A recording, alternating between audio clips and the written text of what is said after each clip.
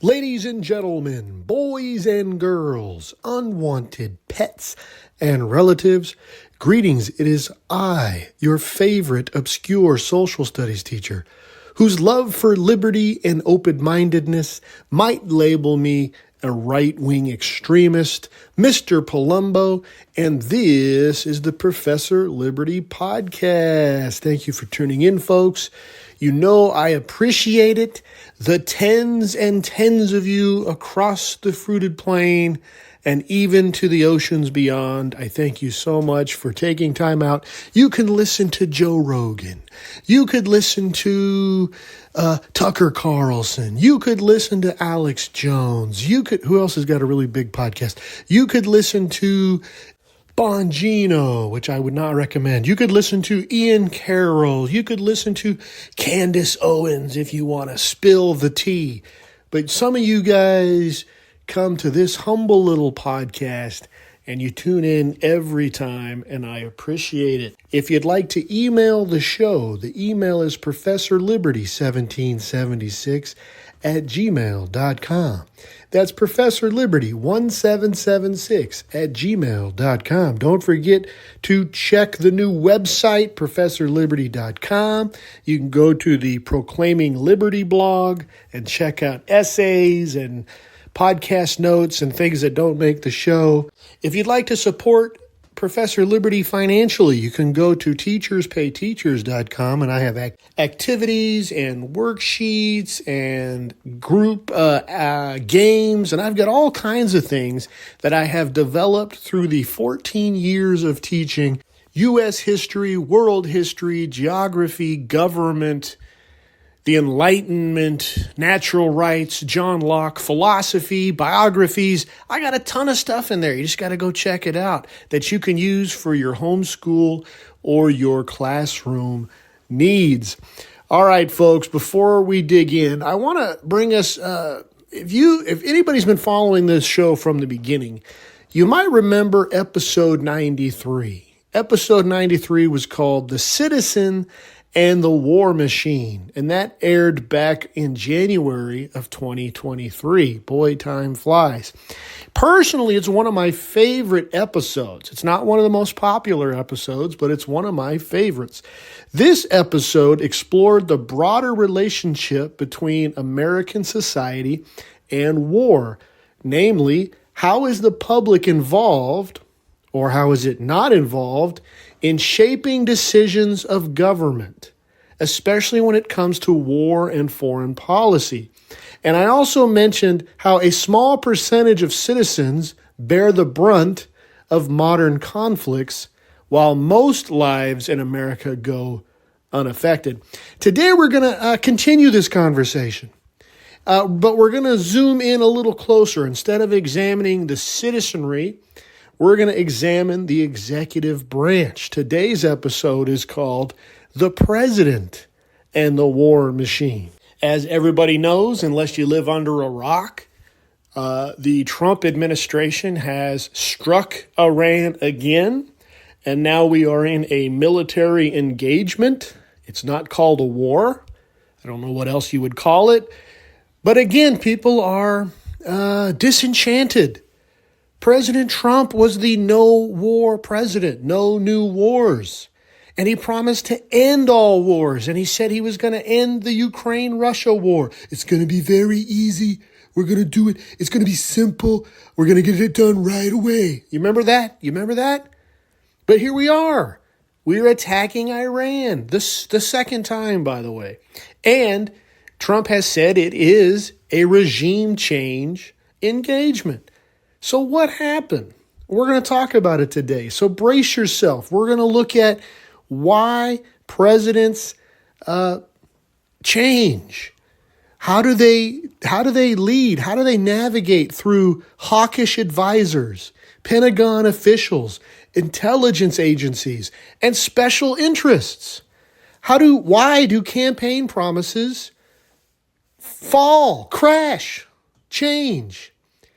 And in this episode, I'm going to show you this is a pattern. This is a historical pattern. This is why if you study history, all you see is patterns over and over.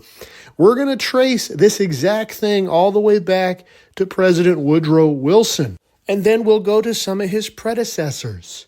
And we'll try to understand why presidents seem to always promise no new conflict, no new war. And then yet here we are in another one. And it doesn't matter who's president, Democrat, Republican. It doesn't matter. It happens again. So let's start with Woodrow Wilson, who campaigned on the promise, quote, he kept us out of the war, unquote. Woodrow Wilson is the blueprint for the pattern of presidential decision-making under pressure that we see today. In 1916, he ran for re-election, and it was a clear four-piece message.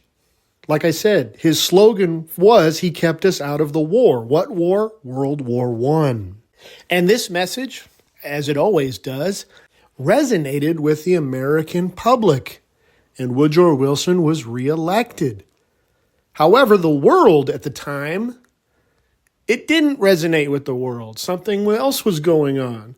Germany's unrestricted submarine warfare, attacks on American ships, and then finally, as we know, the Zimmerman letter created enormous pressure. Allies were pleading for support, and domestic political and business interests, which would later be undercovered by the Nye Commission in the 30s, was urging for intervention. And we're gonna see this play out in other presidencies. These candidates come in with these high hopes of peace, but they get squeezed and boxed in from every side because you know what? The war machine wants war. The wheels of war must turn.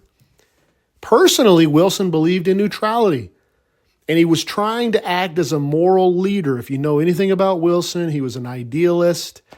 He wanted to promote peace. He wanted to have internationalism and international cooperation. But all the pressures above about the submarines and the Zimmerman letter and all that, and don't forget banking interests and arms dealers, just same old people. Same people, different day, just 100 years ago. All of those pressures got him to change, and he framed his entry into the war as a moral duty to, quote, make the world safe for democracy. Scholars describe Wilson as a progressive internationalist. Like I said, he was also an idealist.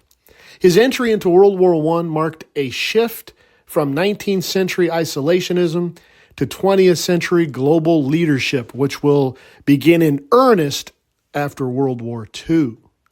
This moralistic vision, later called Wilsonianism, has influenced U.S. foreign policy for decades, and it was definitely embraced by George W. Bush in Iraq and Afghanistan when he said he was going to mold these countries that have been around for thousands of years into U.S. or into Western liberal democracies. How'd that turn out? And so as you can see with Woodrow Wilson, campaign promises show intent and show what the candidate wants to do. But presidents are shaped by events, pressures, and the mechanics and machinery of war.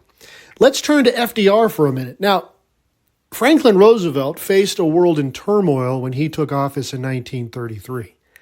Germany, Italy, and Japan were expanding aggressively, but Americans, and rightly so, scarred by World War I, it was kind of our first international quagmire where we sent our boys overseas.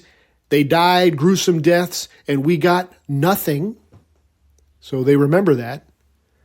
But also you got to remember the Great Depression. Economics, I tell this to kids in class. If the economics are bad, we don't care what's going on around the world. And we're very critical towards our presidents. If economies are good, if the economy is booming, then we can throw our weight around a little bit. We don't care that much. We have fat pockets. And we give our presidents more leeway too. You know, when you get to Bill Clinton and his shenanigans with Monica Lewinsky, most Americans were doing well. We didn't really care. So FDR was navigating all these pressures, Congress, political opinion. I mean, this was back when political opinion cared or mattered, I guess you could say. We'll get to that in a minute. Military advisors, Britain and France pleading for aid. And he was walking a fine line, gradually supporting allies without direct engagement. You remember the Lend-Lease Act, which allowed the U.S. to supply Britain and later the Soviet Union while technically staying out of the war. We're kind of doing that in Ukraine, something similar. But when Pearl Harbor happened on December 7th, 1941, neutrality was no longer possible. FDR had his window, had his opportunity to enter the war. And ironically, a lot of historians believe if Hitler wouldn't have declared war on the U.S., because after the attacks at Pearl Harbor, Germany declared war on the United States first, some historians believe they're curious as to how FDR would have got us into Europe, because remember, Japan attacked us. So how would you make a case for Europe? But since Hitler declared war first, that kind of solved that mess. What this shows is that presidents have to constantly negotiate with Congress, the public, advisors, and international events. Campaign rhetoric sets the tone, but reality sets the true policy. And so when Trump said, we're going to get in there, it's going to happen fast. My Trump impression is terrible. We're going to get it done right away. We're going to get it done. So let's turn, so that's FDR. Let's go a couple years later. Let's talk about JFK and the Bay of Pigs. In 1961, John F. Kennedy inherited the CIA's plan for the Bay of Pigs invasion. And it was an attempt to overthrow Fidel Castro in Cuba using Cuban exiles. So it was supposed to look like an uprising, right? President Kennedy was deeply uneasy about this plan. It was developed under Eisenhower. He kind of inherited it. Sometimes this happens with presidents. He was worried that it was too risky and it lacked sufficient local support. He tried to modify the operation to reduce U.S. exposure, and crucially, he refused, once the operation was underway, he refused to provide additional air support, a decision that enraged some CIA officials and military advisors who they themselves were so sure of success. This theme we could talk about over and over again with Vietnam, Iraq, Afghanistan. We're just so full of ourselves, ladies and gentlemen, boys and girls. It's going to be so easy. It's going to be so easy. Remember Rumsfeld and Cheney and Bush. Iraq is going to greet us like liberators, and it's just going to be a walk in the park 20 years later, billions of dollars, thousands dead. And we don't seem to learn the lesson. And so now what are they saying about Iran? It's gonna be so easy. It's going to take 8 days. Now it's going to take weeks. Now it might take months. Now we might have troops in, that is scary, boys and girls. We just we forget wars 10 years ago, 20 years ago, and we start new wars thinking this is going to be different. It's kind of akin to these brainwashed Marxists, Communism hasn't really been tried. It's going to be better this time. And the thing with Kennedy really shows how much power does the president really have? How much authority does the president really have? The president can do things very quickly and very swiftly if the bureaucracy agrees with it, if Congress agrees with it, if the American public, they don't matter. They don't matter if they agree with it or not. But if the CIA, if the FBI, if the NSA, if the military, if they're not on board, all they do is they nod to the president. Oh, yes, we're going to get that done, sir. And then they just drag their feet, run out the clock.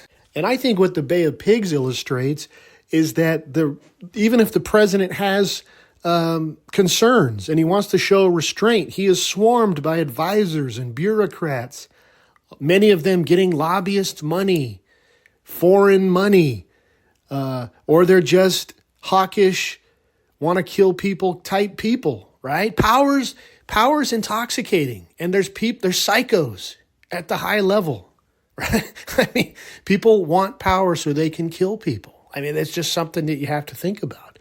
And Kennedy had authority to veto or modify, but he still faced tremendous pressure from the CIA, Pentagon, and Cold War strategists who believed failure was not an option. Let's move to LBJ, Lyndon Baines Johnson, a president whose partial legacy is the tragic escalation of the Vietnam War. Unlike JFK, whose escalation was limited and cautious, and historians argue whether if JFK would have stayed alive, how much of the Vietnam War would have happened or how much would it have escalated, Johnson truly Americanized the conflict, transforming a Cold War containment policy into a full-blown war. 58,000 American casualties. When LBJ came to office, Vietnam was already a decades-long Cold War quagmire. In early 1964, during the campaign, Johnson explicitly ran on the position of restraint. So you guys see this is something that happens over and over again. He told audiences, and I remember this quote from one of the YouTube videos I did back in the Stone Age. He said, quote, "We are not about to send American boys 9,000 or 10,000 miles away from home to do what Asian boys ought to be doing themselves," unquote. What a great and sensible quote. And again, it shows a president not wanting to get into foreign conflict. And yet, what happened? Part of it is simple political pressure. After the Gulf of Tonkin incident in 1964, which is very questionable. I wrote an essay many years ago on why sinking ships tend to get us into war. Lusitania, World War I, sinking of the Maine, Spanish-American War. We like to use ships to get us into the wars. So the Gulf of Tonkin incident gave way to Congress passing the Gulf of Tonkin Resolution, which was a huge blank check. It gave the president, quote, "take all necessary measures," unquote, to repel attacks and prevent further aggression. Boy, take all necessary measures. So that gave the president a wide berth, and boy, did he use it. In early 1965, Johnson authorized Operation Rolling Thunder, a sustained bombing campaign against North Vietnam. In March of the same year, he sent the first U.S. combat troops ashore. Within months, American troops' numbers exploded into the tens and thousands. And Johnson himself is on record saying that he realized he'd be criticized for whatever he chose to do. If he chose to divert resources away from his domestic programs, he'd lose political capital at home. If he pulled out, he'd be seen, in his own words, as weak, a president who lost to backwards people in East Asia, those little peasant communists. We should talk about that, ladies and gentlemen. I wonder how much pressure is on Trump right now to not look weak. How many people have to die before he could say, "I made a mistake. I'm pulling out"? Well, how long did we stay in Iraq? How long did we stay in Afghanistan because people are proud and they can't admit failure? When we look at LBJ, we got to also look at the advisors around him. Take Robert McNamara. During the Vietnam War, McNamara was not just a figurehead, he ran what historians call data-driven bureaucratic escalation, funneling more troops, bombings, resources into Southeast Asia. Over time, he privately questioned the strategy and warned that the U.S. was unlikely to win. Well, now it's too late, isn't it, old Bobby? And we can make parallels to Donald Rumsfeld in the early 2000s, who was George W. Bush's Secretary of Defense. Rumsfeld, decades later, pushed high-tech, air-heavy strategies in Iraq and Afghanistan and promoted intelligence that justified the action that was later shown to be false. And what happened in these wars? Troop escalations, more death, more quagmire. But what this really should open our eyes to, ladies and gentlemen, is the president doesn't have the authority that he thinks he has. The deep state is actually in charge. The eternal bureaucracy is actually in charge. Presidents come and go, guys. But these civil servants, these politicians, these professional politicians, these lobbyists, right? These arms dealers, they're the ones in charge. And if a president gets in the way, they just remove the president. You know, there's new things coming out about Richard Nixon and Watergate that are interesting. Nixon came to office determined to end U.S. involvement in Vietnam.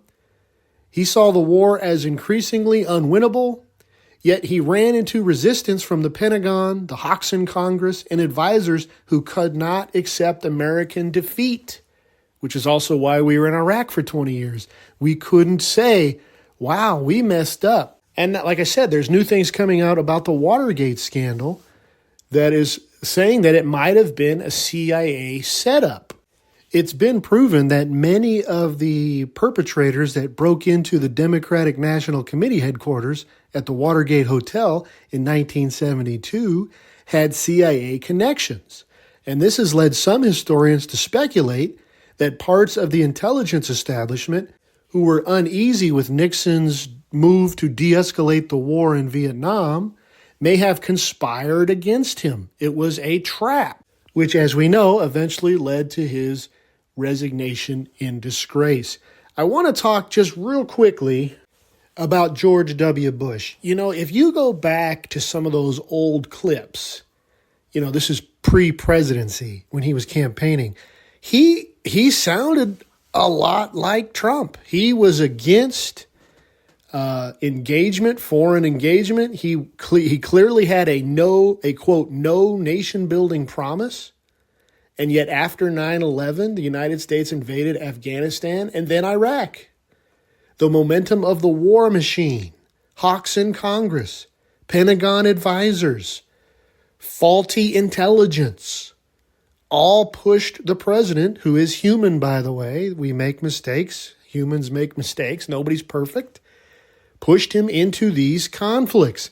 And Bush Jr. would eventually embrace Wilsonianism, justifying these interventions as valid because we are promoting democracy abroad, which is what we also heard in Ukraine. But it fell flat this time, thank goodness. Remember Ukraine, fighting for democracy. Oh yeah, when's the last time Zelensky had an election? We're fighting for democracy. Shut up. And so again, ladies and gentlemen, campaign rhetoric gives way to military and bureaucratic realities, illustrating that the president, while powerful, often finds himself under immense pressure and living in his circle of advisors, the echo chamber. I heard just yesterday that Tucker Carlson said that someone in the White House said that they're telling President Trump, this war is a 90-10 issue. You have 90% of the people behind you. Now, if you're king or if you're president or if you're a leader and your advisors are feeding you bad information, lies, well, you're going to make decisions based on the information that you're given. And so this brings us to Donald Trump, a president who rode to power in part by criticizing Iraq and Afghanistan and attacking the Bush administration. Yet, in his second term in office, he's authorized a full-scale military strike against Iran. And this is the second one, like I said earlier in the podcast. This shift marks a striking reversal. Trump's rhetoric, once again, against endless wars, unquote. Yet his policy actions are well outside the bounds of any defensive posture, including the assassination of Iran's supreme leader. Now imagine if a country came over here and nuked the president. And also what's different between this military action and, let's say, Iraq, at least President Bush went out and got international cooperation, right? Trump's just doing all this all by himself and Israel. No making a case, no building a case, no taking it to the UN, no getting international cooperation. And this leads me to believe this with the Venezuelan thing earlier this year. We're in the empire stage in our country. The republic is going into the empire stage. I'm thinking about doing a podcast about that, analyzing Caesar Augustus and how when he became emperor, he still maintained the vestiges of empire to make sure that people, didn't rise up or get too uneasy. And then, 20, 30 years of this, they just accepted it was an empire. I think we're getting close, boys and girls. I think we're in the empire. The American empire is here. Now, maybe it started 10 years ago. Maybe it started 20 years ago. Maybe it started yesterday. I don't know. But I think there's enough evidence to show that the United States is finally stopping with all this. We're a republic. We're a democracy. No, we're an empire that parades around like a republic. So in closing, ladies and gentlemen, we've arrived at a pattern that stretches over a century of American history. Presidents campaign on restraint, promising peace, promising limited engagement, but while in office, they are surrounded, swarmed even, by powerful voices, advisors, generals, intelligence, special interests, and the spawning machinery of the military-industrial complex. And these forces, with their own assumptions, their own ambitions, their own incentives, devour the lonely man who becomes president. And it seems to me that most men that have been elected in the modern era simply cannot withstand these pressures. And the consequences are enormous. We've fought wars thousands of miles away. Billions and billions, as Trump would say, have been spent. Young men and women have been sent into harm's way. They come back with no arms, no legs, no life. At home, there's censorship. There's the Patriot Act. If you criticize any of this, you're not a patriot. And this forces us to question, if we look at this, if Wilson was reluctant to enter World War I, if LBJ's escalation of Vietnam, which went against his earlier instincts, Bush's post-9/11 interventionist, Trump's airstrikes with Iran, who is the president really listening to? Because it's not the American people. As citizens, we like to think our vote matters. But history shows another story that shows us that the war machine continues its course, often independent of personal intentions of the presidents themselves or public consent, which would go against the very charter of our nation. Remember, Thomas Jefferson said, the government derives its just powers through the consent of the governed. So how do we reclaim the ability to hold the presidents accountable? How do we get them to show restraint and demand that peace is considered before war? How do we get this cycle to stop and the consequences that keep following it, both human and financial? How do we get our fellow citizens to see you can criticize war depending on who it is? It doesn't matter. It doesn't matter if it's a Democrat, Republican, liberal, conservative. They all go to war, right? So this should be a wake-up call that elections don't seem to matter. And what are we going to do about it? Here at Professor Liberty, we seek to educate, inspire, and restore. If you like this podcast, please go to Apple Podcasts and give me a 5-star rating. Share this podcast with your friends. Go to Podbean. That's where the platform is. And follow me on Podbean. Share this with the old man down the road that's got nothing to do and he's got 29 minutes to kill. Send this to anybody. Send this to the people that love Trump. Send this to the people that hate Trump. We got to wake people up and see that no matter who's sitting in the office, war happens over and over. Hit me up on Facebook. Hit me up on X. Follow me on Facebook. Follow me on X. Until next time, help me go throughout the land and proclaim liberty.